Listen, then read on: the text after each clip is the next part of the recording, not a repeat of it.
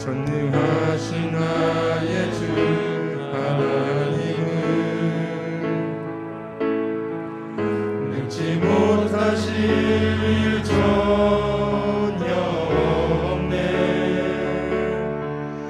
우리의 모든 간구도 우리의 모든 생각도 우리의 모든 꿈과 모든 소망도 신실하신 나의 주 하나님은 우리의 모든 괴로움 바꿀 수 있네. 불가능한 일 행하시고 죽은 자를 일으키시니 그를 이길 자 아무도 없네. 주의 말씀을 의지하여 주의 말씀을 의지하여 깊은 곳에 그를 던져 오늘 그가 놀라운 일을 이루시는 것 보라. 주의 말씀을 의지하여 깊은 곳에 그를 던져 믿는 자에게 능치 못함 없네. 한 번 더 고백합니다. 전능하신 나의 주, 전능하신 나의 주 하나님은 능치 못하실 일 전혀 없네. 우리의 모든 간구도 우리의 모든 생각도 우리의 모든 꿈과 모든 소망도 신실하신 나의 주 하나님은 우리의 모든 괴로움 바꿀 수 있네. 불가능한 일 행하시고 죽은 자를 일으키시니 그를 이길 자 아무도 없네. 주의 말씀 의지하여 주의 말씀 의지하여 깊은 곳에 그를 던져 오늘 그가 놀라운 일을 이루시는 것 보라. 주의 말씀 의지하여 깊은 곳에 그를 던져 믿는 자에게 믿지 못한 주의 말씀 의지하여 주의 말씀 의지하여 깊은 곳에 그를 던져 오늘 그가 놀라운 일을 이루시는 것 보라. 주의 말씀 의지하여 깊은 곳에 그를 던져 믿는 자에게 능치 못함 없네. 믿는 자에게 능치 못함 없네. 믿는 자에게 능치 못함 믿는 자에게 능치 못함 없네. 믿는 자에게 능치 못함 없네.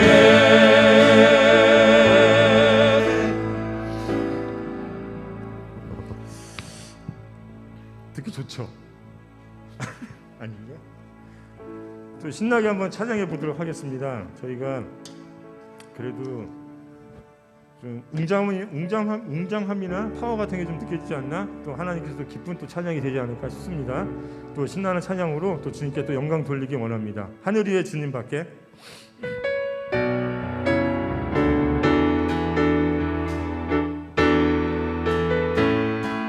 하늘 위에 주님밖에 없네. 하늘 위에 주님밖에 내가 사모할 자 이 세상에 없네. 내 맘과 힘은 내 맘과 힘을 믿을 수 없네. 오직 한 가지 그 주는 믿네. 주는 나의 힘이요 주는 나의 힘이요 영원히 주를 의지하리. 주는 나의 힘이요 주는 나의 힘이요 주는 나의 힘이요 영원히 주를 의지하리. 영원히 한 번 더 고백합니다. 하늘 위에 주님밖에 하늘 위에 주님밖에 내가 사모할 자 이 세상에 없네. 내 맘과 힘은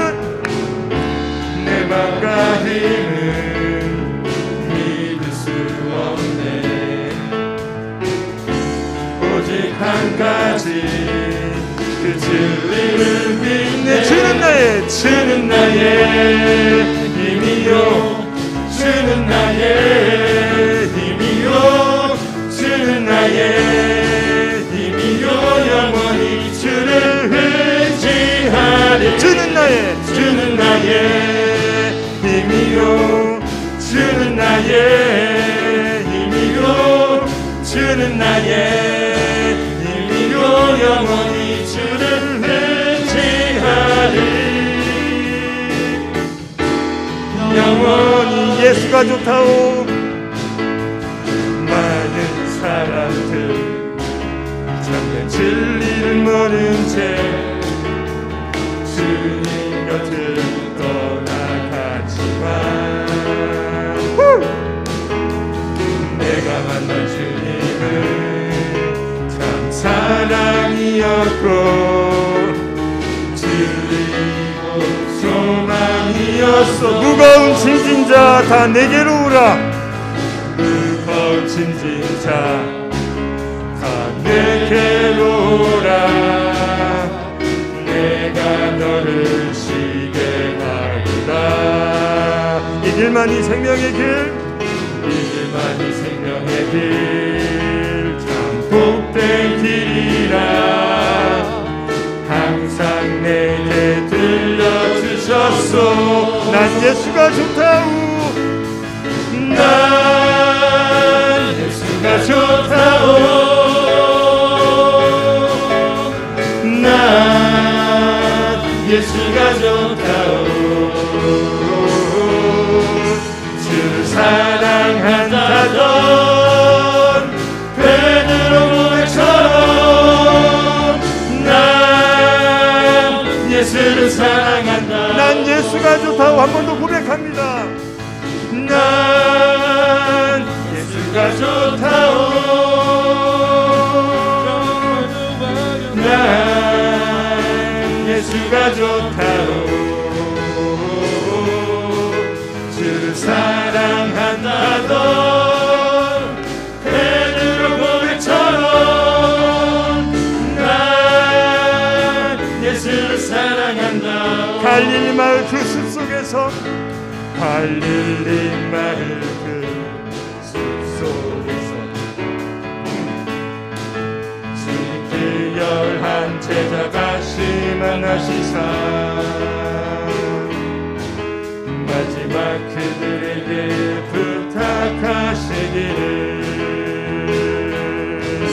너희들은 가서 세상으로 가서 제자 삼으라. 가서 제자 삼으라. 세상 많은 사람들을 세상 모든 영혼들에게 달려나니 가서 제자 삼으라. 나의 길을 가르치라. 내가 너희와 항상 함께하리라. 2절 지금도 우리 주 찾아오사. 지금도 우리 주 찾아오사. 어두워져간 저 세상 바라보며 마지막 그리에게 부탁하시기를 너희들 가서 세상으로 가서 제자 삼으라. 가서 제자 삼으라. 세상 많은 사람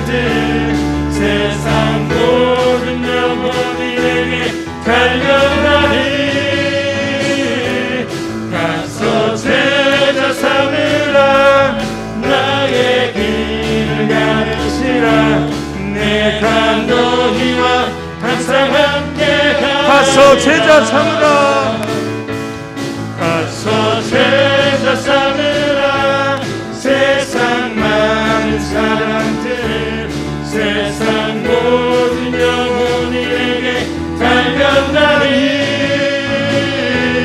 가서 제자 삼으라 나의 길을 가르치라 내가 너희와 항상 함께 한 번 더 고백합니다.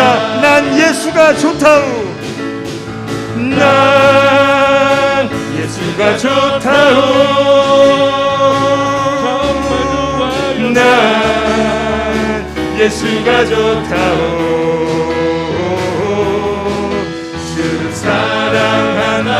사랑한다던 베드로 고백처럼 난 예수를 사랑한다 한 번 더 고백합니다. 난 예수가 좋다우 난 예수가 좋다오 난 예수가 좋다오 주를 사랑한다던 베드로 고백처럼 난 예수를 사랑한다오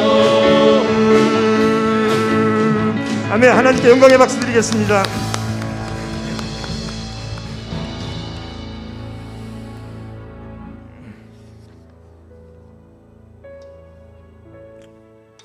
고백한 대로 좋아하는 거죠.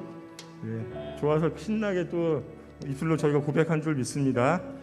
자, 또 고백하겠습니다. 주가 보이신 생명의 길, 또 찬양으로 저희 마음 또 하나님께 올려드리겠습니다.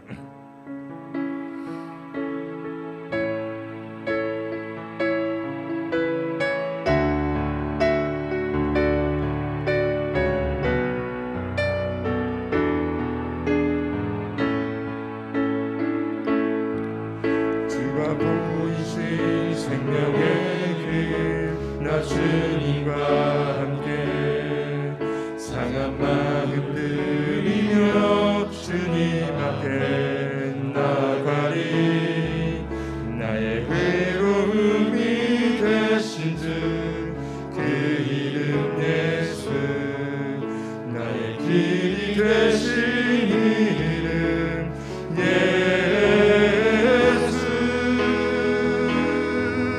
나의 길 오직 그가 하시나니 나를 단련하신 후에 내가 정금같이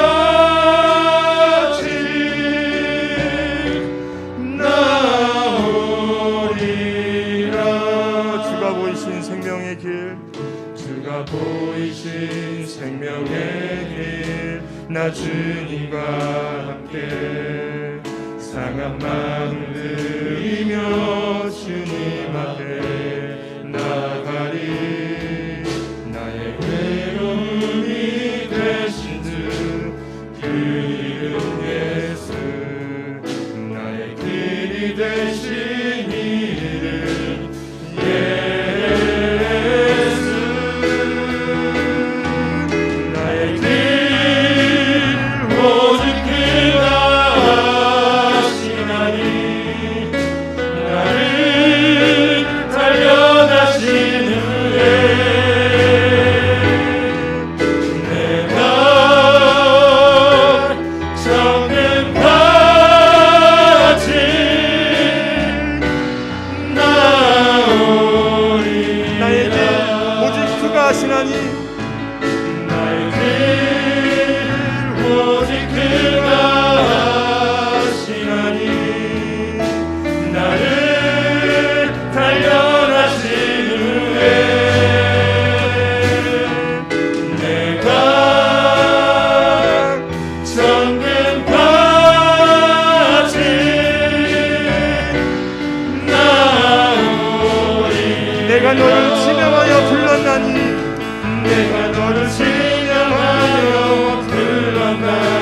모든 내 것이라 내 것이라 너의 하나님이라 내가 너를 보배롭고 존귀하게 여기노라 너를 사랑하는 내 여호와라 나의 안에 거하라 나의 안에 거하라 나는 내 하나님이니 모든 환난 가운데 너를 지키는 자라 두려워하지 말라 내가 널 도와주리니 놀라지 말라 내 손 잡아주리라 한 번 더 고백합니다. 나의 안에 거하라 나의 안에 거하라 나는 내 하나님이니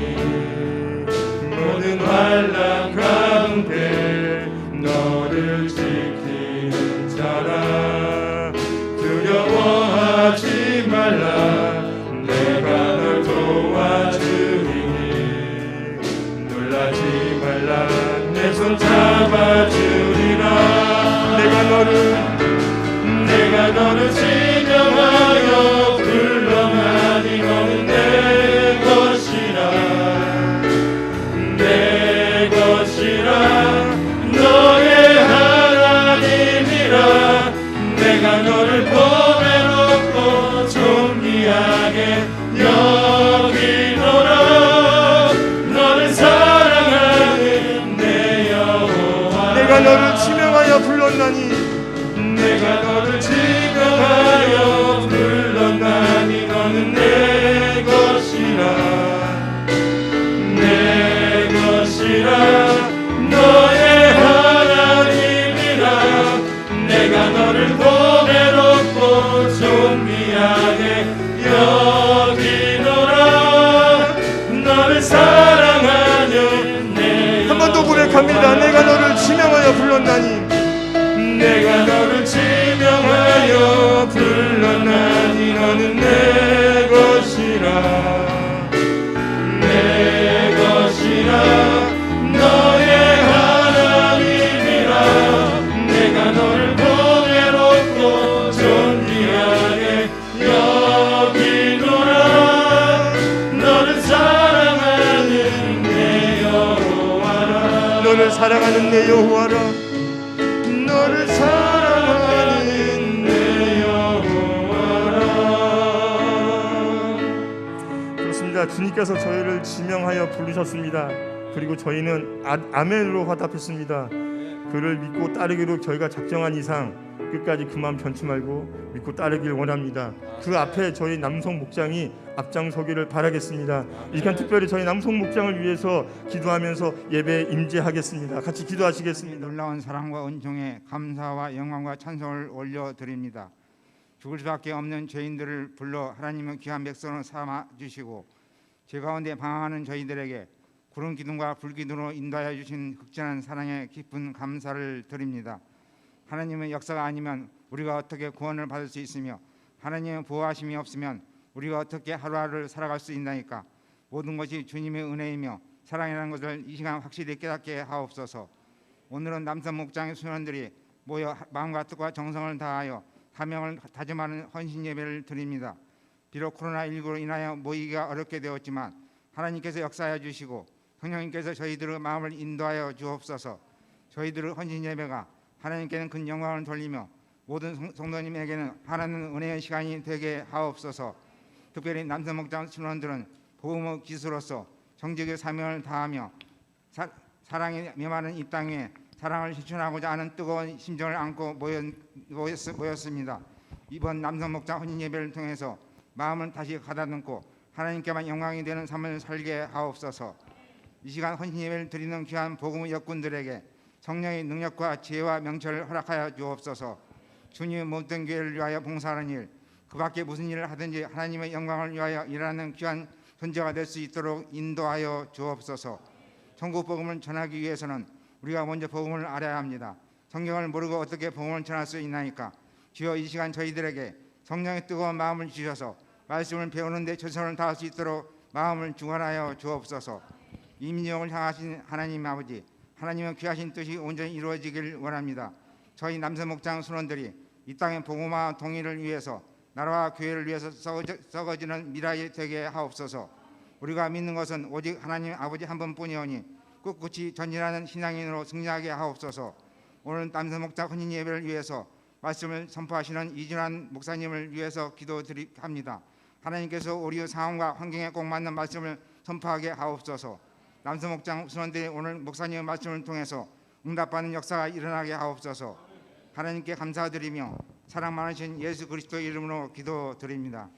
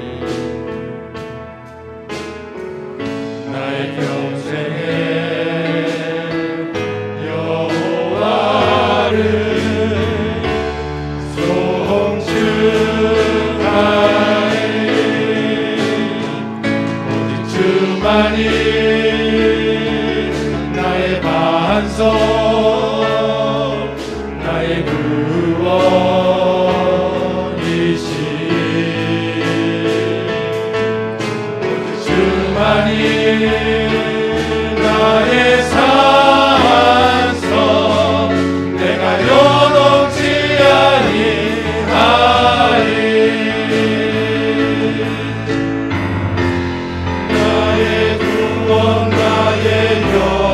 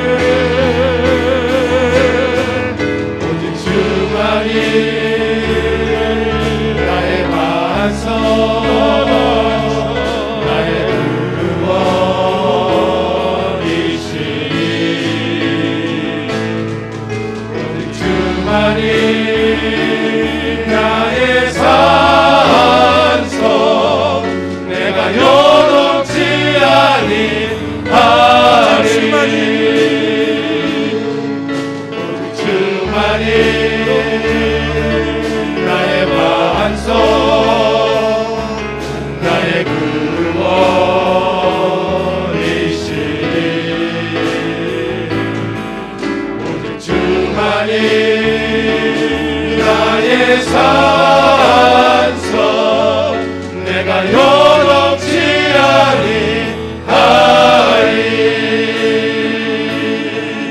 내가 요동치 아니하리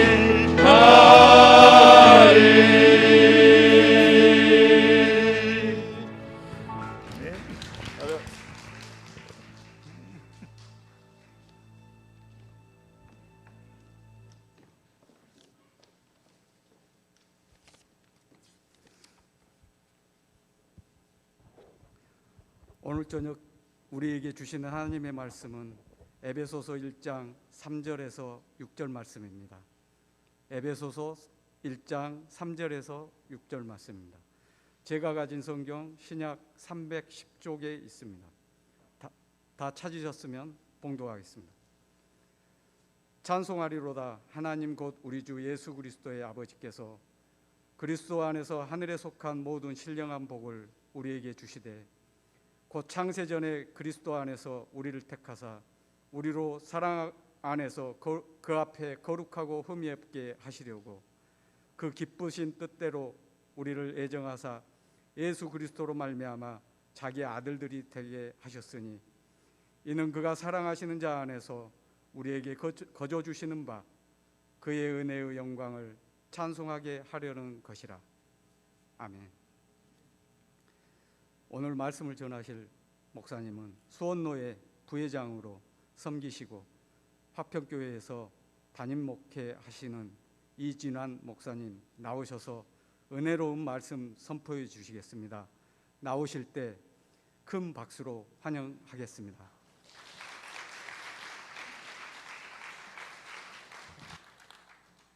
감사합니다. 잠깐 기도드리겠습니다. 하나님 고맙고 감사합니다.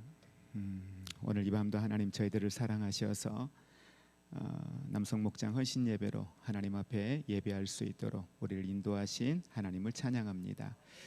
오늘 드려지는 예배를 통해서 성령님께서 우리 각 사람의 마음속에 필요를 따라서 말씀하여 주시고 치료하여 주시고 회복의 은혜를 부어 주시기를 원합니다. 주님 한 분이 내게 소망이고 주님 한 분이 내게 생명이고 주님 한 분이 내게 능력임을 고백하고 나 또한 오늘 바울이 고백했던 그 바울의 삶이 나의 삶이 되기를 고백하고 선포할 수 있는 은혜의 자리가 되게 하여 주옵소서. 예수님 이름으로 기도합니다. 아멘. 할렐루야. 예, 만나 뵙게 돼서 반갑습니다. 왜? 올라가세요? 저녁 예배 여기서 하는 거라고 괜찮나요? 참고로 저는 백신 주사를 맞았습니다. 그러니까 걱정 안 하셔도 되고요. 여러분 최근에 감사했던 일, 최근에 저는 이런 일 때문에 감사했습니다 하는 감사의 주제가 혹시 있으실까요? 제가 질문을 자주 해요. 오늘 질문을 몇 차례 계속 하게 될 겁니다. 그런데 이게 질문이 막히면 제가 설교를 다 까먹어요. 반응을 안 해주시면 그 뒤에를 어떻게 해야 될지 생각했던 게 이것도 안 보이거든요. 저는 목회를 오랫동안 했던 사람이 아니라서 자주 까먹고 그러거든요. 그러니까 반응을 해주시면 빨리빨리 하고 큰 부담이 없이 지나갈 수 있을 것 같아요. 최근에 가장 감사했던 일 혹시 있으시면 한번 누가 말씀해 주실까요? 그럼 감사한 일이 있으셨었나요? 고개만 좀 끄덕여 봐 주세요. 감사한 일은 있으셨죠? 뭐 때문에 감사했나 한번 보시겠어요? 내가 감사한 일은 있었어요. 근데 무엇 때문에 내가 감사했나, 감사에 대한 내용들을 한번 들여다보고 그 감사에 대한 내용들이 어떤 내용들이었는가 한번 볼 수 있었으면 좋겠습니다. 오늘 성경에 보면 우리가 잘 아는 바울의 편지예요. 바울이 편지를 하는데 이 에베소서 1장 3절 말씀에 바울의 편지의 시작 부분에 이렇게 시작을 합니다. 찬송하리로다 이렇게 시작을 해요. 근데 여러분 이 찬송하리로다라고 하는 말은 여러분 잘 아시겠지만 그냥 단순히 주님 나 찬양합니다, 주님 나 예배합니다 이 개념이 아니에요. 이 에베소서 1장 3절에서 바울이 이야기하고 있는 찬송하리로다라고 하는 이 말의 원래의 뜻을 들어가서 보면 엄청나게 흥분되어져 있어요. 막 감격에 겨워서 기쁨을 주체할 수 없는 그런 흥분된 마음으로 하나님을 찬양하고 있는 거예요. 여러분들 경험 있으시니까 아실 거예요. 바울이 이야기하는 흥분되어 있고 감격스럽고 주체할 수 없는, 자랑하고 싶고 사람들에게 이야기하고 싶은, 견딜 수 없는 그런 마음에 하나님을 찬양하고 있는 바울의 모습을 볼 수가 있습니다.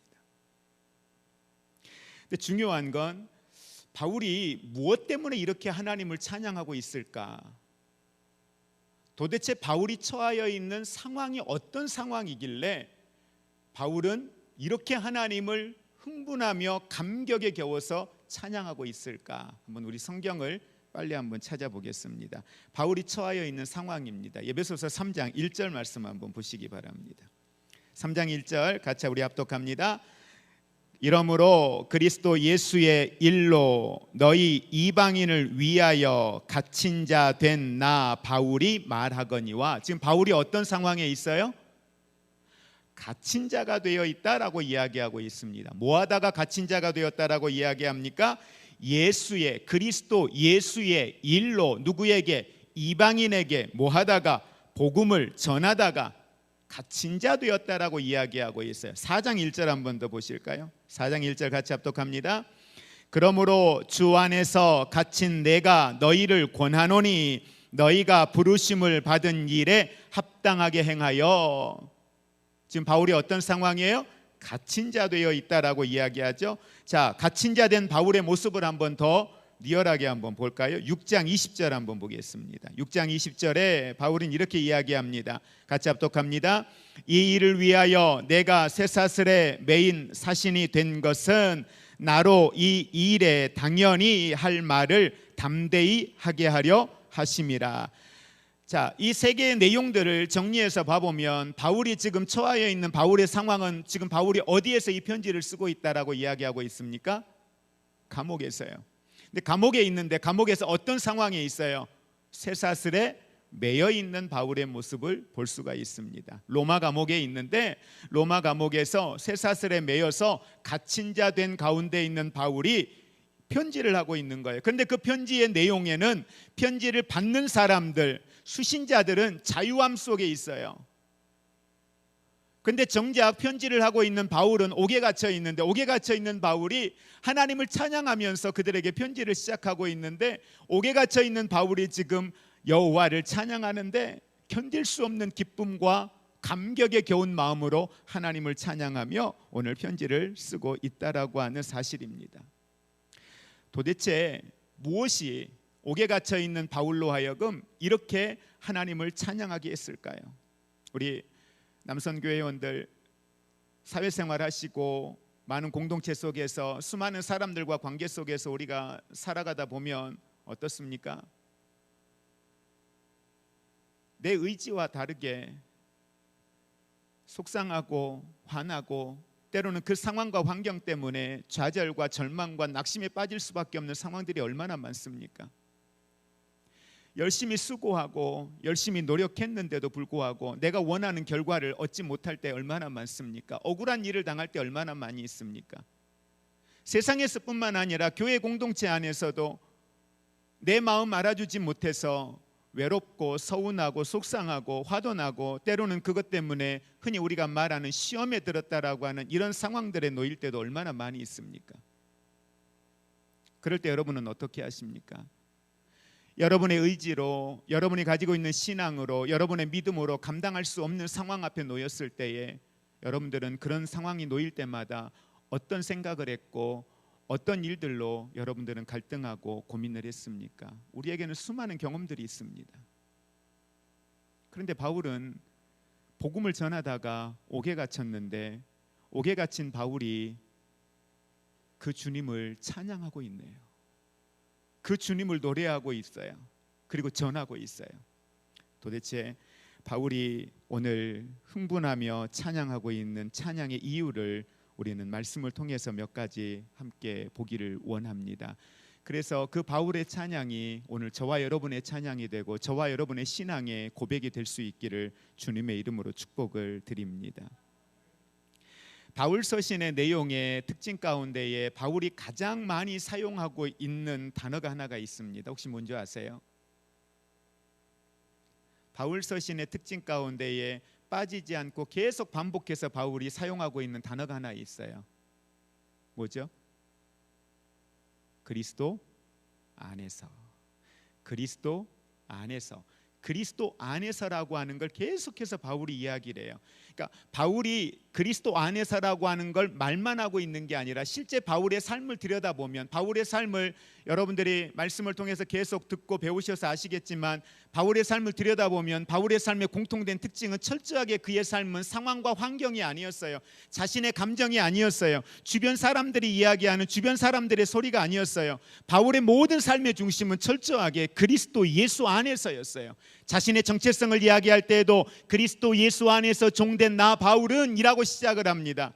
나의 정체성, 내가 살아가는 목적, 내 삶의 목적이 무엇이냐, 그 목적과 삶의 방향의 중심도 철저하게 뭐예요? 그리스도 예수 안에서였어요.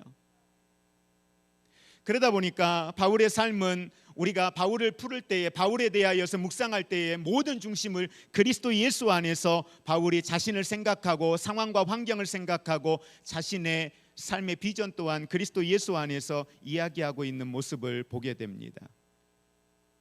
바울은 로마서 8장 32절에 이렇게 말합니다. 자기 아들을 아끼지 아니하시고 우리 모든 사람을 위하여 내주신 이가 어찌 그 아들과 함께 모든 것을 우리에게 주시지 않겠느냐라고 말씀을 합니다. 바울은 대단히 서신서에 보면은 논리적으로 이야기를 하고 있습니다. 이런 논리예요. 하나님이 계셔요. 근데 그 하나님이 우리를 사랑하십니다. 우리를 사랑하시는데 우리를 들여다보니까 로마서에 있는 말씀에 있는 것처럼 모든 사람이 다 죄를 범했어요. 모든 사람이 다 죄를 범했는데 로마서 3장 23절은 뭐라고 합니까? 죄의 대가가 뭐라고 이야기해요? 사망이래요. 영원히 죽는 거예요. 지옥 형벌이에요. 이러한 사망 가운데 놓일 수밖에 없는 우리를 이야기를 합니다. 그런데 모든 사람이 죄를 범하여서 하나님의 영광에 이르지 못하는데 하나님께서는 저와 여러분들을 사랑하셔서 예수 그리스도를 보내주셨고 그 예수 그리스도를 통하여서 죄 사함을 위하여 십자가를 예수님 지게 하셨습니다. 십자가 지신 그 예수 그리스도를 통하여서 우리의 죄의 값을 치르셨고 죄의 값을 치르신 그 주님이 바로 음부의 권세의 자리에 내려가셔서 3일 동안 계시다가 사망 권세를 이기고 부활하셔요. 부활하시고 나서 하시는 말씀이 부활의 이유를 이렇게 설명하십니다. 우리를 의롭게 하시기 위함이라고 이야기를 하고 있습니다. 바울은 내가 알고 있던 하나님의 모습은 예수 그리스도가 빠져있는 하나님에 대한 모습이었어요. 그런데 예수 그리스도가 포함되어져 있는 하나님이 어떤 분인가를 알고 나니까 그 예수 그리스도 안에서 내 인생이 어떤 인생이 되었는가를 보고 나니까 바울은 자신의 인생을 이야기할 때 모든 사람들에게 이렇게 이야기합니다. 우리를 새로운 피조물이 되었다라고 바울은 정리를 하고 있습니다. 그런데 그렇게 바울은 모든 사람들에게 우리는 예수 그리스도 안에서 새로운 피조물이 되었습니다라고 이야기할 뿐만 아니라 바울 스스로가 예수 그리스도 안에서 새로운 피조물 된 삶을 살고 있는 거예요. 새로운 피조물로서의 삶을 살아가는 데 있어서 수많은 삶의 장애물이 있었습니다. 여러분, 많은 사람들은 예수를 믿으면 복을 받는다고 생각합니다. 여러분, 예수 믿고 복 받으셨습니까? 어떤 복을 받으셨나요? 여러분이 받은 복을 한번 세어보시겠어요? 어떤 복을 이야기하실 수 있어요? 많은 사람들이 복을 이야기할 때에 유형의 것, 물질적인 것, 이런 부분들을 가지고 우리는 복에 대한 이야기를 많이 합니다. 한번 이렇게 질문을 해볼까요? 예수 잘 믿으면 부자 됩니까? 예수 잘 믿으면 좋은 대학 갑니까? 예수 잘 믿으면 좋은 회사 취직합니까? 어떠세요? 그런가요? 아닌가요?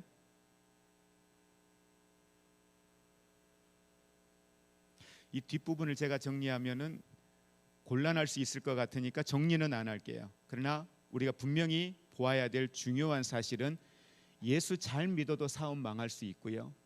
예수 잘 믿어도 좋은 직장 못 갈 수 있고요. 예수 잘 믿어도 좋은 대학 못 갈 수 있습니다. 무슨 말이냐면 많은 사람들은 예수 잘 믿으면 좋은 대학을 가는 게 복이라고 생각합니다. 아, 예수 잘 믿더니 복 받았다라고 이야기합니다.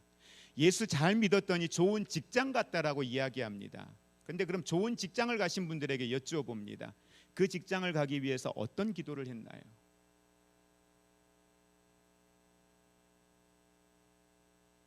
많은 분들은 사람들의 눈에 보기에 좋은 곳을 가면 그것이 복이라고 이야기하고 하나님의 축복이라고 이야기합니다. 누군가가 와서 상담을 합니다. 내가 좋은 대그룹에 갈 수 있는 티오가 생겼는데 내가 그곳을 가는 게 낫겠습니까? 아니면 저 지방에 있는 변두리에 있는 작은 기업체인데 거기서도 스카우트 제의가 들어왔는데 내가 거기를 가는 게 낫겠습니까? 여러분은 둘 중에 어디를 가겠습니까? 어디를 가시겠어요?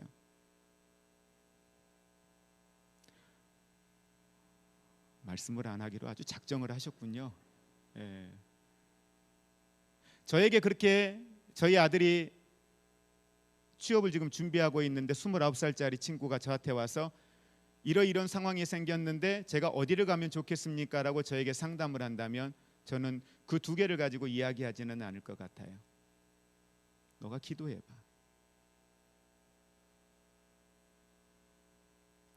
좋은 대기업을 가는 게 옳은 걸까? 저 지방에 있는 회사를 가는 게 옳을 걸까? 어떤 것도 그건 옳고 그름을 이야기할 수 없는 주제인 거죠. 다만 하나님이 나를 통한 하나님의 목적과 사명이 뭐냐라는 거예요. 나를 통해서 하나님이 하시고자 하시는 일이 뭐냐라는 거예요.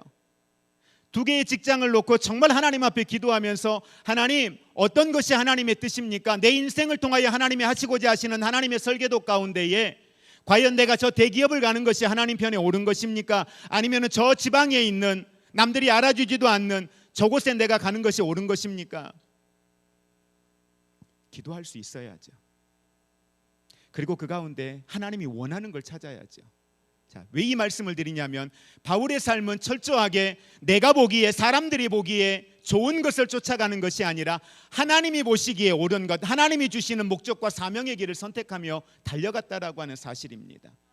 바울이 감옥에 있지만 그 감옥에 있으면서도 하나님을 향하여서 내가 찬송하리로다라고 고백할 수 있었던 바울의 그 중심 속에 담겨져 있는 것은 그 자리가 내게 사명의 자리였고 그 자리가 하나님이 내게 기뻐하는 자리였기 때문에 매를 맞는 것, 사람들에게 환영받지 못하고 좋은 식사 대접받지 못하고 좋은 옷 입지 못하고 늘 쫓겨다녀야 했고 복음 한번 전하는 데 있어서 마음 놓고 내가 예수 그리스도의 복음을 전할 수도 없었던 그런 시대적인 상황들, 누구에게도 환영받지 못했던 그런 상황들, 가는 곳마다 어떻게 하면 바울을 죽일까 하고 준비하고 있는 사람들이 늘 대기하고 있었던 바울의 인생들, 이것이 하나님의 소명이니까, 하나님의 말씀이니까, 하나님이 주신 사명이니까 하고 믿음으로 가면은 배가 파산하는 일도 생기지요. 그렇게 해서 순종하고 갔더니 가는 곳마다 어려움과 공경에 처하는 일들이 생기지요.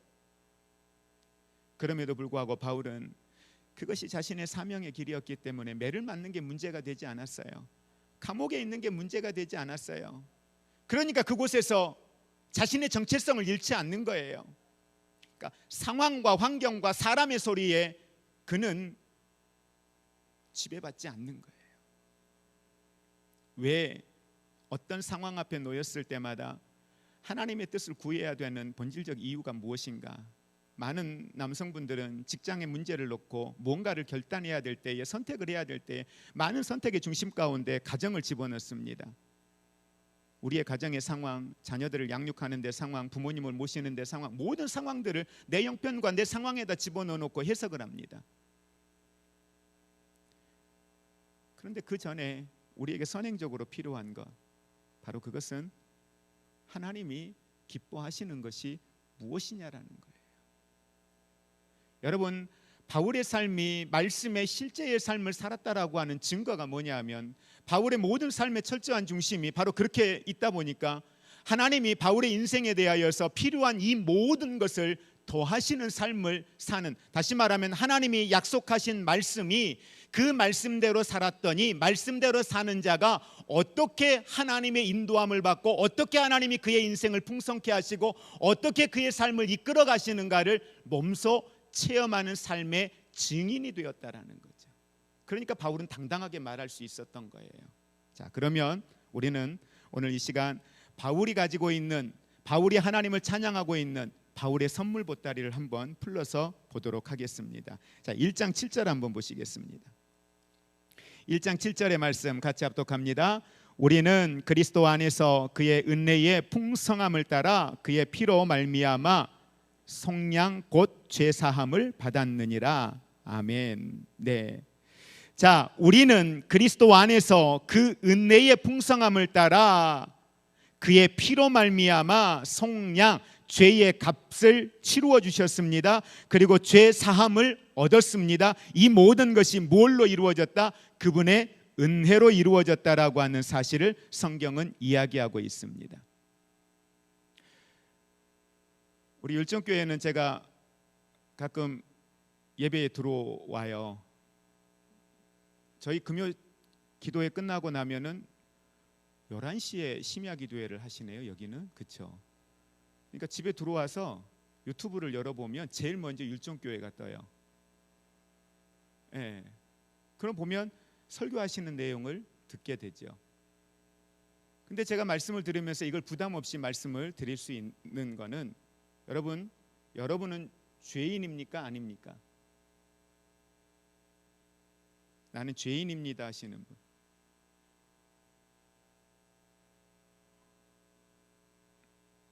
네. 죄송합니다. 제가 질문을 잘못했네요. 네. 내가 왜 죄인이에요? 다시 한번 성경 보실래요? 우리는 그리스도 안에서 그의 은혜의 풍성함을 따라 그의 피로 속량 곧 죄사함을 받았습니다. 아멘. 받을 것이다가 아니에요. 받았습니다. 그런데 그 속량의 은혜를 받은 우리의 형편을 한번 보시겠습니까? 로마서 5장 8절 뭐라고 말하죠? 로마서 5장 8절 시작을 이렇게 말합니다. 한번 고백할까요? 우리가 아직 죄인 되었을 때에. 여러분, 성경은 우리가 뭘 어떻게 해서 구원을 얻을 수 있다라는 이야기를 하지 않아요. 철저하게 구원을 이야기할 때마다 누구의 관점에서 이야기하셔요? 하나님의 시선에서, 하나님의 관점에서 이야기를 하고 있어요. 우리가 아직 죄인 되어 있을 때에 예수님의 십자가를 통하여서 우리에게 속량의 은혜를, 구원의 은혜를 완성해 놓으신 사건은 내가 아직 죄인 되었을 때예요. 무엇을 해서 구원 얻는 게 아니에요. 그러면 내가 죄인이라는 건 내가 뭘 인정하지 않는 것과 같은 거예요? 아직인가요? 아니요. 이미 우리는 죄사함의 은혜를 받았습니다. 아멘. 죄사함의 은혜를 받았으면 나는 죄인이 아니에요. 성경은 나를 의롭다라고 뭐 하셨어요? 칭함을 허락하셨어요. 칭의라고 하죠. 칭함을 허락하셨어요. 나를 의롭다 칭함을 받았어요. 이미. 아멘. 우리 옆에 분들 고백해 볼까요? 당신은 의롭다 칭함을 받으신 분입니다. 아멘. 사탄이 우리에게 와서 내가 윤리적으로 행하는 어떤 연약함 때문에, 내가 어떤 생각 속에 가지고 있는 연약함 때문에, 내 삶에 가지고 있는 연약함 때문에 사탄은 끊임없이 고소 고발하죠. 네가 그렇고 의로운 사람이야, 네가 그러고도 구원받은 사람이야, 너가 그러고도 하나님의 백성이야. 끊임없이 고소 고발합니다. 그래서 우리는 기도할 때 죄인이라고 고백을 하죠. 그게 경건인 것처럼 이야기해요. 그게 의로운 것처럼 이야기해요. 아니요. 성경은 내 행위와 내가 가지고 있는 윤리적인 어떤 모습을 가지고 성경은 나에게 너는 의롭지 못한 사람이야, 너는 구원받지 못한 사람이야, 이렇게 말하지 않는다라는 거예요. 내가 아직 죄인 되어 있을 때에 주님은 나를 향하신 그분의 사랑을 이미 확증해 놓으셨습니다. 바울은 이걸 계속해서 이야기하고 있는 거예요. 자, 그래서 에베소서 1장 15절에서 22절까지 바울이 그 옥중에 있으면서 무릎을 꿇고 하나님 앞에 여호와를 찬양하면서 전심으로 기도하는 기도의 내용이 나옵니다. 첫 번째 뭐라고 기도합니까? 15절 같이 보겠습니다. 이로 말미암아 주 예수 안에서 너희 믿음과 모든 성도들을 향한 사랑을 나도 듣고 라고 이야기합니다. 그러면서 내가 기도할 때에 기억하며 너희로 말미암아 감사하기를 그치지 아니하고 우리 주 예수 그리스도의 하나님 영광의 아버지께서 지혜와 계시의 영을 너희에게 주사 뭘 알기를 원한다고요? 하나님을 알기 원한다. 바울은 오늘 이야기해요. 하나님을 알기 원한다. 저는 이 시간 예배하는 여러분들이 하나님을 알기를 주의 이름으로 축복을 드립니다. 요한복음의 강해를 저희도 지금 하고 있는데 요한복음 강해 가운데 예수님이 하나님의 일을 이야기해요. 근데 하나님의 일을 이야기하면서 하나님의 일을 뭐라고 이야기하냐면 하나님을 믿는 것이 하나님의 일이라고 이야기를 합니다. 여러분은 하나님을 얼마나 아십니까? 안다라는 건 얼마나 하나님을 경험하고 계십니까? 들어서 배워서 아는 것이 아니라 내 삶을 통해서 경험하고 있는 그 하나님을 여러분은 얼마나 알고 계십니까? 자신 있게 누군가를 만나서 내가 만난 하나님은 이런 하나님이야 라고 이야기할 수 있는 주제가 여러분들에게 있습니까? 한번 옆에 분에게 한 1분만 짧게 여러분이 확신을 가지고 여러분이 경험한 여러분이 만난 하나님을 잠깐만 한번 소개해 보시겠습니까? 예, 한번 해보시죠.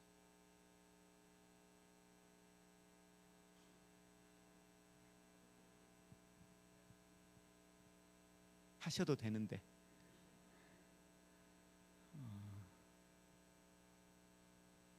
했다고 하고요. 네, 했다고 하고 한번 해보세요. 기록해 보세요. 내가 지식으로 알고 있는 하나님이 아니라 정말 내가 고백할 수 있고 내가 체험했던 경험했던 그 하나님이 어떤 하나님인가 여러분 한번 기록해 보시기 바랍니다. 그러면서 바울은 그 다음에 이야기합니다. 그의 부르심의 소망이 무엇인가를 너희가 알기를 원한다. 바울은 하나님 앞에 감옥에 있으면서 이 편지를 받을 사람들을 위하여 중보하면서 너희가 하나님을 알기를 원하고 너희가 그의 부르심의 소망이 무엇인가를 알기 원한다라고 이야기합니다. 이 말은 오늘 저와 여러분들을 구원하시고 구원하신 그 하나님이 우리 마음속에 소원을 두셨어요. 소원을 두셨다는 건 우리 안에 사명을 주셨다라는 거예요. 나를 부르신 목적과 사명이 뭔가 여러분 아십니까? 목회자만 어디 선교사님들만 어떤 특별한 사역의 현장에 있는 분들만 사명이 있는 게 아닙니다. 여러분 모두에게 사명이 있습니다. 아멘. 제가 용인에서 지금 이제 목회 사역보다 저는 이제 장애인 사역을 주된 사역으로 하고 있어요. 1998년도부터 시작해서 지금까지 이제 장애인 사역을 쭉 하고 지금 저희 교회는 5년 전에 청빙을 받아서 갔는데 주중에는 장애인 사역을 하고 그 다음에 새벽이나 예배 사역들은 이제 교회에서 하고 있습니다. 오늘도 오기 전에 1부, 2부 오후 예배 드리고 오늘 이제 여기로 왔는데 장애인 사역을 하면서 저에게 하나님이 주시는 비전 바로 그건 뭐냐면 바로 이거예요. 예수님의 제자들이 나면서부터 걷지 못한 자를 향하여서 이야기합니다. 누구의 죄 때문이죠? 앞을 보지 못하는 사람을 놓고 누구의 죄 때문이에요? 장애인을 앞에다 두고 이야기하는 거예요. 누구의 죄 때문에 이 사람이 이렇게 됐습니까? 부모의 죄입니까? 자신의 죄입니까? 라고 물어요. 근데 예수님 뭐라고 말씀하시죠? 누구의 죄 때문도 아니다. 하나님이 하나님의 일을 위하여서라고 이야기를 합니다. 저에게는 비전이 있어요. 바로 그건 크게 두 가지의 비전인데 하나는 이제 장애인 사역 현장 속에서 우리 발달 장애인들을 향하여서 하나님이 가지시는 목적과 사명이 뭘까? 그 한 사람 한 사람을 향한 사명이 저는 있다라고 믿고 있습니다. 아무리 중증 장애를 가지고 있을지라도 그들에게 하나님이 주신 사명이 있다라고 믿고 있습니다. 그 중에 한 장애인 친구가 저희 안에 연주단이 있는데 연주단 활동을 하면서 저희 교회를 나오고 있어요. 그런데 이 친구는 어떤 하나님이 은사를 주셨냐면 전형적인 발달 장애가 있고 상동 행동을 심하게 하는 그런 친구입니다. 혼자서는 대중 일반적인 생활이 불가능한 친구입니다. 언어로 이야기하는 것 아무도 알아듣지 못하고 어머니만 알아들어요. 방언과 같은 언어를 사용을 합니다. 그런데 이 친구에게 하나님이 주신 은사가 뭐냐면 성경 66권을 다 외우고 있습니다. 제가 예를 들어서 로마서 1장 8절 그러면 로마서 1장 8절을 정확하게 글로 써냅니다. 앞에 보여요. 2021년을 시작하면서 송구 영신 예배를 드릴 때 기도 제목을 써서 내라고 했더니 이 친구가 기도 제목을 써서 냈습니다. 그 중에 한 기도의 제목이 뭐냐면 하나님 나 자폐 치료해 주세요. 그리고 이 친구가 저희 연주단의 특징은 곡을 만들 때 다른 분들이 만들어 놓은 곡을 가져다가 연주를 하는 게 아니라 저희 친구들이 직접 가사말을 이야기하고 선생님들이 그 가사말을 끄집어내어서 그걸 가지고 곡을 써서 선생님들이 그 가사에다가 곡을 붙여서 그리고 연주회를 하고 공연을 합니다. 그게 벌써 15년째 지금 그 사역을 하고 있어요. 근데 이 친구가 예수의 피라고 하는 주제를 가지고 곡을 썼습니다. 자기가 만난 예수님, 예수 그리스도의 십자가의 보혈을 가사로 쓴 거예요. 하나님이 한 사람 한 사람 중증장애를 가지고 있지만 남들과는 의사소통이 되지 않는 것 같지만 그 발달장애를 가지고 있는 그 친구들이 하는 그 언어와 그 속에 하나님이 역사하고 계시는 그 영적인 감동들은 우리가 생각할 수 있는 그런 감동과 우리가 표현할 수 있는 그 노래와는 너무도 차원이 다른 영적 세계를 이야기하고 있어요. 여러분이 잘 아는 송명희 시인이 있죠. 나 가진 재물 없으나 곡 쓰셨던 분, 그분의 가사를 여러분 한번 생각해 보세요. 그분을 한번 묵상해 보세요. 뇌병변 장애를 가지고 스스로는 아무것도 할 수 없는 그런 지체장애를 가지고 있는 분입니다. 그런데 우리는 그분의 간증을 통해서 얼마나 귀한 은혜를 받습니까?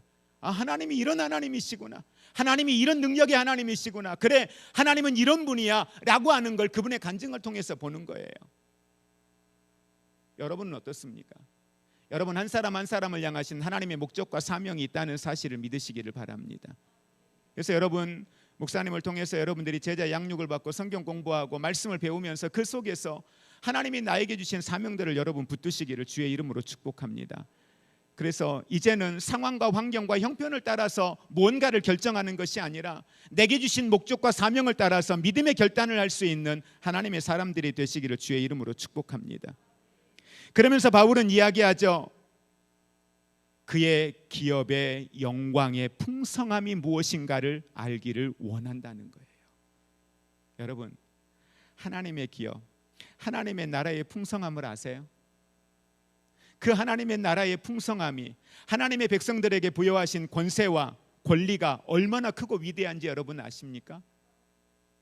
자녀됨의 권세, 하나님이 나에게 주신 예수 그리스도와 함께 더불어서 양자되게 하시고 내게 주신 그 유업이 얼마나 큰지 아십니까? 그건 천국에 가서 누리는 게 아니라 지금 내가 이 땅 살면서 누리라고 주신 거예요. 하나님의 일을 하라고 주신 거예요. 여러분, 사용하면 사용할수록 재밌어요. 그 풍성함이라고 하는 건 상황과 환경을 뛰어넘는 삶을 살 수 있어요. 바울은 이걸 안 거예요. 이걸 경험한 거예요. 내가 아무것도 없지만 이 복음 사역을 위하여서 내가 믿음으로 순종하며 나아갈 때에 하나님이 자신의 인생 속에서 어떻게 일하시는가, 그 채우시는 하나님의 풍성함이 어떤 것인가를 너무도 잘 아는 거예요. 여러분, 이 사실을 아는 분들은 자녀들의 문제가 있고 가정의 문제가 있고 어떤 상황의 문제가 있고 교회가 어떤 문제에 부딪혔을 때 낙심하지 않아요. 좌절하지 않아요. 절망하지 않아요. 왜? 누가 계시니까? 하나님이 일하시면 되니까요. 하나님이 붙들어 주시면 되니까요. 그러니까 늘 담대할 수 있는 거예요. 그래? 왜 염려해요? 왜 걱정해요? 왜 두려워해요? 그럴 이유가 우리에게는 없는 거예요. 그 하나님이 살아계시고 그 하나님이 오늘 나와 함께 하시니까 그 안에 있는 그 풍성함, 그 안에 있는 놀라운 하나님의 그 영광은 여러분 누려도 다 누릴 수 없을 만큼의 놀라운 축복인 줄 믿으시기를 바랍니다. 이렇게 한번 정리해 볼까요? 하나님께서 예수님에게 주신 권세가 있습니다.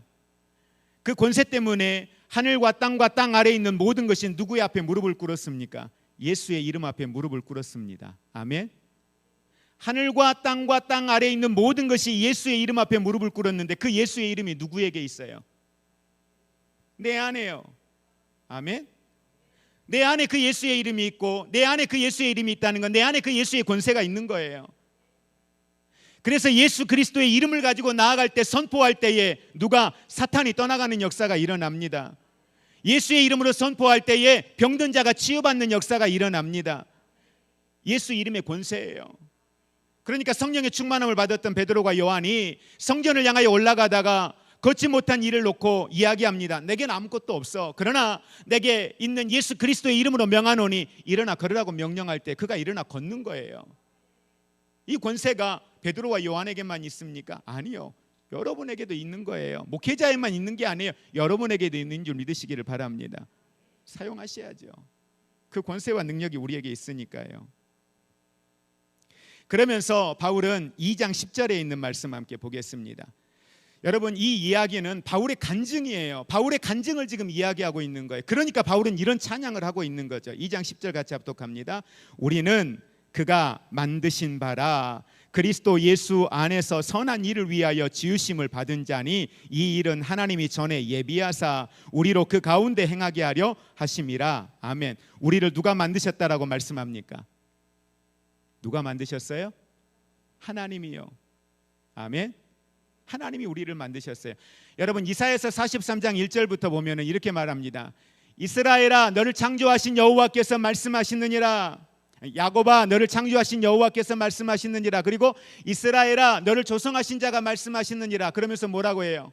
내가 너를 구속했고 내가 너를 지명하여 불렀나니 너는 내 것이라고 말씀하죠. 만드셨다고 말씀합니다. 구속하셨다고 말씀하십니다. 지명하여 부르셨다고 말씀하십니다. 그러면서 너는 내 것이래요. 여기에서 끝나지 않아요. 2절부터 보면 내가 물을 건너고 강을 건널지라도 물이 너를 침몰치 못할 것이라. 내가 불 가운데 지날지라도 불꽃이 너를 사르지 못할 것이라. 그러면서 4절에 뭐라 그래요? 너는 내게 어떤 존재다? 보배롭고 존귀한 사람이라고 이야기를 해요. 누가? 여러분이요. 제가요. 보배롭고 존귀한 사람이라고 이야기해요. 그런데 이 이사야서 43장이 기록되어진 그 시대적 상황을 놓고 보면은요, 이스라엘 백성들이 칭찬받을 상황이 아니에요. 엄청나게 하나님 앞에 잘못했고 죄 지은 가운데 있었고 징계받아야 돼요. 매맞아야 돼요. 그런데 그 백성들을 향해서 하나님이 말씀하시는 거예요. 너는 내 거야. 너는 내 아들이야. 이렇게 말씀하시는 거죠. 오늘 말씀에 바울은 우리는 바울만을 이야기하는 게 아니에요. 바울과 더불어서 오늘 예수 그리스도 안에 있는 저와 여러분 모두를 향하여 말씀하시는 거죠. 하나님의 작품이라고요. 아멘. 옆에 분에게 한번 이야기해 볼까요? 당신은 하나님의 작품입니다. 전능하신 하나님이 만드셨어요? 창조주이신 하나님이 만드셨어요? 그 하나님이 저와 여러분을 만드셨어요. 이게 어떤 모습으로 여러분의 마음에 와닿습니까?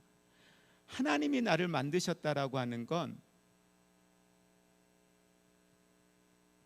그 어떤 세상의 가치보다 우리는 하나님의 자녀라는 사실, 하나님이 나를 만드셨다는 그 사실 하나만으로도 세상 그 누구보다 여러분은 가치 있는 존재임을 믿으시기를 바랍니다. 그런데 만드신 걸로만 끝나신 것이 아니라 나를 구속하셨어요. 예수 그리스도의 피의 값을 지불하시고 우리를 사셨다라고 이야기합니다. 그러면 우리는 얼마짜리예요? 우리의 가치는 얼마짜리예요? 우리 인생의 가치는 얼마짜리예요? 예수님짜리요. 예수 그리스도의 피의 값으로 우리를 사셨으니 우리의 가치는 예수님짜리입니다. 예수의 피의 값으로 우리를 바꾸신 거죠. 그게 누구라고요? 여러분요. 직장에서 어려움을 당해도요, 사람들이 나의 존재의 가치를 인정해 주지 않아도요, 때로는 가정에서 자녀들이, 부인이, 사회 환경에서 수많은 사람들이 내가 가지고 있는 외적인 능력을 보고 나를 저평가하고 나를 향하여서 뭐라고 이야기할지라도요, 다른 사람들이 뭐라고 해도 중요한 건 하나님은 나를 향하여 보실 때에 너는 내 아들이라는 거예요. 여러분을 향하여 말씀하시는 거예요. 너는 내 아들이라는 거예요. 내가 너를 만들었다는 거예요. 내가 너를 구속했다는 거예요. 다른 사람들의 눈에는 그가 가지고 있는 외적인 것만 가지고 어떻게 평가할지 모르지만 하나님은 내가 연약함 중에 있는 내 연약한 모습을 아심에도 불구하고 나를 향하여 평가할 때는 그럼에도 너는 내게 보배롭고 존귀한 자라는 거예요. 그러기에 여러분은 여러분 스스로를 향하여서 함부로 대하지 않기를 주의 이름으로 축복합니다. 하나님의 자녀인데요. 예수 그리스도의 피의 값으로 구원하셨는데요. 그래서 나뿐만 아니라 여러분 옆에 있는 누구를 향하여서도 우리는 함부로 판단하거나 정죄할 수가 없는 거예요. 왜? 그분을 내가 싫다고 말하고 있는 그분을, 내가 지금 판단하고 정죄하고 있는 그분을 주님은 그를 위하여 예수 그리스도를 내어주셨고 그를 구원하시기 위하여서 예수 그리스도는 십자가를 지셨고요. 그리고 나서 주님은 부활하신 이후에 그를 향하여 말합니다. 의롭다라고, 주님이 그를 의롭다라고 칭함을 허락하시는 거예요. 그런데 내가 어떻게 판단합니까? 내가 어떻게 정죄합니까? 그 자격을 성경은 내게 주신 적이 없습니다. 먼저는 여러분 자신 스스로를 향하여서, 여러분이 가지고 있는 외적인 능력 때문에 여러분 스스로를 향하여서 함부로 대하지 않기를 원합니다. 많은 분들이 자신을 가지고 자신 스스로를 내가 뭘 할 수 있는데, 옛날에 우리 부모님들에게 들었던 거, 니까짓 게 뭘 할 수 있는데 네가 그러면 그렇지, 수없이 들어왔던 이러한 말들이 내 안에 내재되어 있어서 그래 난 아무것도 할 수 없어 라고 판단해버리고 누군가가 나를 향해서 정죄하면 그걸 그대로 받아들이고 있는 거예요. 이제 여러분들을 향하여서 주님이 나를 어떻게 바라보시는가의 시선으로 여러분 스스로를 바라볼 수 있기를 주의 이름으로 축복을 드립니다. 우리 옆에 분 한번 격려할까요? 당신은 예수님 짤입니다. 이 세상 누구보다 소중하고 보배롭고 존귀하신 분입니다. 아멘. 그래서 누군가가 여러분을 위하여 정죄하면서 발로 뻥 찰 때에 여러분들, 누군가가 여러분을 함부로 대하도록 허락해서는 안 됩니다. 왜요? 난 하나님의 백성인데, 난 하나님의 자녀인데 왜 여러분을 함부로 대하도록 허락합니까? 아니요, 그러면 안 됩니다. 그러면서 주님은 오늘, 바울은 우리에게 말합니다. 왜 만드셨는가? 선한 일을 위하여 만드셨다라고 하는 이야기를 오늘 하고 있습니다. 말씀을 정리하겠습니다. 오늘 저는 바울이 이렇게 옥중에 있으면서 하나님을 찬양하고 있는 이유를 에베소서에 있는 말씀을 쭉 묵상을 하다 보면, 그래, 바울이 이렇게 하나님을 흥분하며 감격에 겨워서 기쁨으로 이렇게 막 견딜 수 없는 찬양을 하고 있고 행복해서 어찌할 바를 몰라 하고 있는 바울의 이 모습이 어떤 모습인가 이해가 돼요. 하나님을 알아요. 그분이 내게 주신 소명을 알아요. 그분 안에 있는 풍성함이 어떤 것인지를 알아요. 그 안에 있는 영광의 기업이 어떤 것인가를 알아요. 그러니까 죽음이 문제가 되지 않는 거예요. 경제적인 게 문제가 되지 않는 거예요. 내 앞에 있는 환경이 내게 문제가 되지 않는 거예요. 우리 마지막으로 로마서 8장에 있는 말씀 한 곳 보고 마치도록 하겠습니다. 성경 한번 찾아보실까요? 로마서 8장입니다.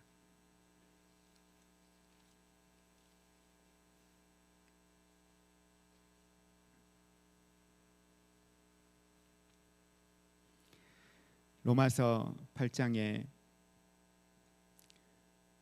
29절에 있는 말씀 함께 우리 같이 보도록 하겠습니다.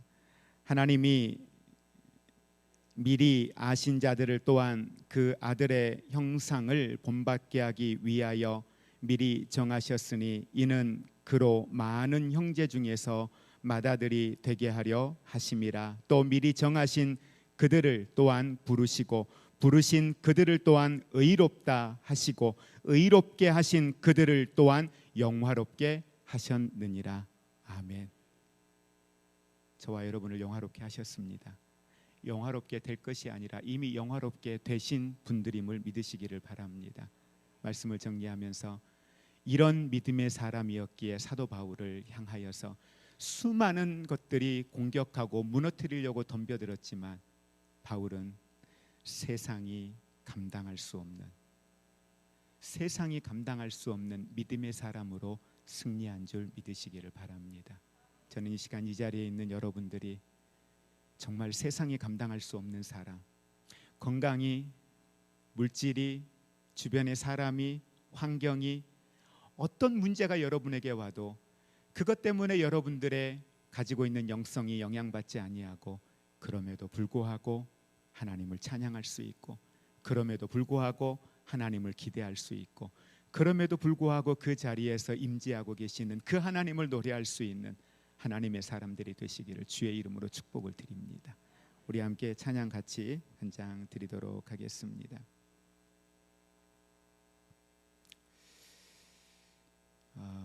우리 스스로를 향해서 내가 어떤 존재인가에 대한 이 자존감의 문제, 여러분들은 누구 앞에서든지 당당할 수 있고 누구 앞에서든지 여러분들은 나의 존재에 대해서 자랑할 수 있을 만한 그런 믿음의 영성들이 우리에게 있기를 원합니다. 그런데 우리 스스로를 향해서 얼마나 낮은 자존감을 가지고 힘들어하는지 모릅니다. 나는 하나님이 만드신 사람입니다. 예수 그리스도의 피의 값을 지불하고 나를 구원하신 예수님 자리의 인생을 사는 사람들입니다. 그분은 내게 말씀하시거든요. 창조주이신 그분이 내게 말씀하시는 거예요. 볼지어다 세상 끝날까지 내가 너와 함께 할 거야. 내가 너를 도울 거야. 우리에게 말씀하십니다. 그 하나님을 신뢰하고 그 하나님을 바라보기를 원합니다. 고백하겠습니다.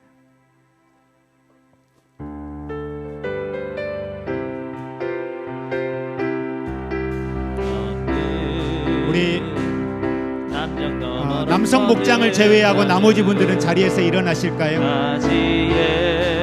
남성 목장 계신 분들을 향해서 축복하겠습니다. 당신은 이런 분입니다. 귀한 축복이 삶에 가득히 넘쳐날 거야. 아멘. 너는 어떤 시련이 와도 능히 이겨낼 강한 발이 있어. 이럴 때 우리 권사님들이 다니시면서 격려해 주시면 좋겠어요. 옆에 계신 분들이 가셔서 격려해 주십시오. 당신은 예수님 자리입니다. 당신은 보배롭고 존귀하신 분입니다. 축복해 주시면 좋겠습니다. 너는 하나님의 사랑, 아름다운 하나님의 사랑. 나는 널 위해 기도하며 내 길을 축복할 거야. 너는 하나님의 선물. 우리 권사님들뿐만 아니라 우리 성도님들이 가셔서 축복해 주시면 좋겠습니다. 주의 품에 꽃피운 나무가 되어줘. 우리 한 번 더 찬양합니다. 너는 담장 너머로 뻗은 이럴 때 아내분들은 한번 안아주시면 좋겠습니다. 당신 괜찮은 분이라고 열매처럼 한번 안아주시면 좋겠습니다.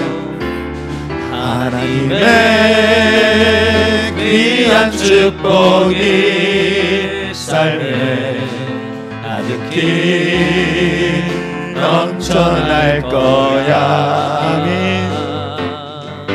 너는 어떤 시련이 와도 능히 이겨낼 강한 발을 써. 전능하신 하나님께서 너와 언제나 함께 하시리. 아멘. 너는 하나님의 사랑, 아름다운 하나님의 사랑. 나는 널 위해 기도하며 내 길을 축복할 거야. 너는 하나님의 선물, 사랑스러운 하나님의 열매. 주의 품에 꽃피운 나무가 되어줘. 이 시간 함께 우리 기도하기를 원합니다. 우리 남성 목장에 계시는 분들은 그렇습니다. 주님, 나는 하나님의 자녀입니다. 선포하시기 바랍니다. 그렇습니다. 나는 하나님의 자녀입니다. 아멘. 그렇습니다. 하나님, 나는 하나님이 나를 만드셨습니다. 아멘. 하나님이 내게 말씀하십니다. 나를 보배롭고 존귀한 자라고 말씀하셨습니다. 아멘. 네, 주님, 내가 믿음으로 받습니다. 비록 내가 연약하고 미성숙하지만 예수 그리스도 안에서 나를 보배롭다, 존귀하다, 의롭다 칭하여 주셨사오니 네, 주님, 나는 그렇습니다. 고백하며 선포하며 나가기를 원합니다. 아멘. 내 안에 주신 기업의 영광이, 그 풍성함이 무엇인지를 알고 삶에 경험하며 그 삶의 실제가 되게 하여 주옵소서. 아멘. 하나님을 알기 원합니다. 내 삶이 하나님을 알기 원합니다. 매일매일 하나님을 경험하기 원합니다.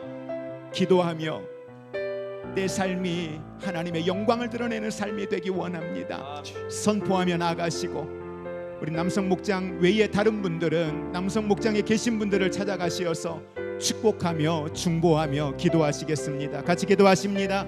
사랑의 하나님, 오늘 이 시간 특별히 남성 목장 헌신 예배로 드리게 하심을 진심으로 감사를 드립니다.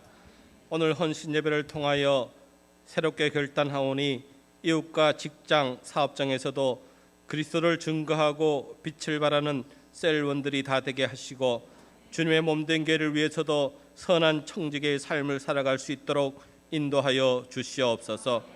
무엇보다도 남성 목장이 모일 때마다 그리스도를 중심으로 한 교제가 이루어지게 하시고, 지역 복음화와 세계 선교에 기여하게 하시며, 지역의 구제에도 관심을 갖고 주님의 뜻을 이루어드리는 남성 목장이 되게 하여 주시옵소서. 사랑의 하나님, 하나님의 크신 사랑에 감사를 드리며 마음과 뜻과 정성을 다하여 주님 앞에 예물을 드리오니 주님께서 기뻐 받아 주시옵고, 이 예물이 쓰이는 곳곳마다 하나님의 영광이 나타나게 하여 주시옵소서. 감사를 드리며 지금도 살아서 역사하시는 존귀하신 우리 주 예수 그리스도의 이름으로 기도드립니다. 아멘.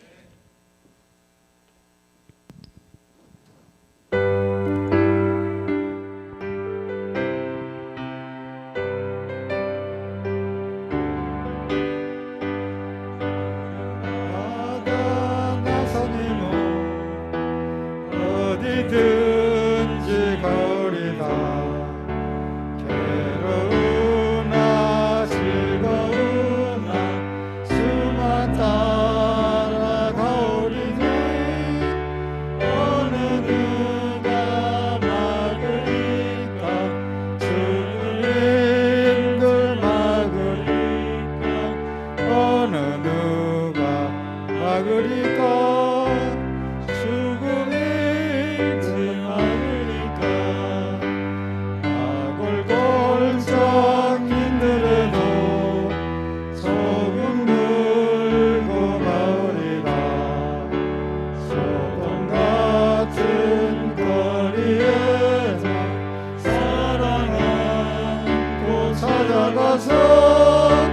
종의 몸에 지닌 것도 아낌없이 드리리라. 종의 몸에 지닌 것도 아낌없이 드리리라. 존귀 영광 모든 권세 주님 홀로 받으소서. 설시천대 십자가니 제가 지고 거리다. 이름 없이 빛도 없이 감사하며 섬기리라. 이름 없이 빛도 없이 감사하며 섬기리라. 아멘. 우리 다시 한번 함께 감사의 영광의 박수 올려드리겠습니다. 귀하님을 주님 앞에 봉헌하겠습니다. 주님 사랑 때문에 오늘 여기까지 우리가 달려오게 하시니 감사합니다. 앞으로의 내가 살아가는 삶의 여정도 주님 사랑합니다, 주님 사랑합니다 고백하면서 믿음으로 달려가는 인생이 되게 하여 주시옵소서. 특별히 우리 율전교회를 하나님이 이곳에 세우시고 오늘 여기까지 인도하여 주시니 감사합니다. 영광 받으시니 감사합니다. 이후로도 행하실 하나님의 놀라운 일들을 기대합니다. 주님 영광 받아 주시옵소서. 하나님의 성전의 강단에서 주의 말씀이 선포되어질 때마다 치유와 회복의 역사들이 일어나게 하시고, 선포되어지는 말씀들을 통하여 예수 그리스도를 믿고 예수 그리스도를 나의 주라 고백하며 예배자로 세워지는 이들이 날마다 세워지게 하여 주시옵소서. 하나님이 기뻐 받으시고 하나님이 마음껏 일하시는 축복의 공동체 되게 하여 주시옵소서. 예수 그리스도 안에서 목적과 사명을 가지고 믿음의 길로 걸어가며 한 몸 공동체를 이루어서 하나님을 영화롭게 하는 성도들 되게 하여 주시고, 저들이 기도하며 하나님 앞에 부르짖고 나아가는 것들마다 주 안에서 일하시는 하나님의 역사를 매일매일 보게 하여 주시옵소서. 저들이 어느 곳에 머물러 있을지라도 저들이 머물러 있는 삶의 현장을 바라보는 모든 사람들이 하나님의 살아계심을 보고 하나님의 사랑을 경험하고 하나님의 용서를 경험할 수 있는 축복의 통로가 되게 하여 주옵소서. 귀한 예물로 주님 앞에 영광 올려드립니다. 드린 모든 손길들의 삶을 복되게 하시되 세상이 감당할 수 없는 사람들, 모든 것들을 넉넉히 믿음으로 이기고도 남음 믿는 축복의 사람들, 하나님이 풍성케 하시겠다 약속하신 그 약속의 축복을 매일매일 받아 누리며 만지며 경험하며 증거할 수 있는 하나님의 사람들 되게 하여 주옵소서. 이제는 우리 주 예수 그리스도의 은혜와 하나님 아버지의 사랑하심과 성령님의 교통하심이 찬송하리로다. 주님, 영원히 내 삶이 주님을 찬양하기 원합니다. 영원히 내 삶이 주님을 노래하기 원합니다. 내 영이 여호와를 노래하며 믿음으로 오늘을 달려가기로 결단하는 사랑하는 모든 성도들과 특별히 헌신을 다짐하며 나아가는 우리 남성 목장 위에 이제로부터 영원토록 함께 있을지어다. 아멘.